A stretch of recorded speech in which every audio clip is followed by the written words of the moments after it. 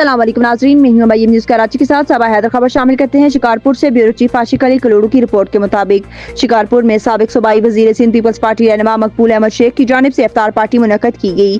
افطاری میں شکارپور کی معزز شخصیت اور صحافیوں نے شرکت کی۔ ضلع میں امان کی صورتحال پہلے سے بہتر ہے، پولیس اپنا کام کر رہی ہے، صحافی خبر کو خبر بنائیں، کسی قسم کی ذاتیات پر نہ جائیں۔ پیپلز پارٹی نے ریکارڈ ترقیاتی کام کروائے ہیں، کوئی منصوبے پر کام جاری ہے، جلد مکمل ہوں گے۔ شکارپور میں سابق صوبائی وزیر پیپلز پارٹی رہنما سردار مقبول احمد شیخ کی جانب سے معزز شہریوں اور صحافیوں کے اعزاز میں افطار پارٹی دی گئی۔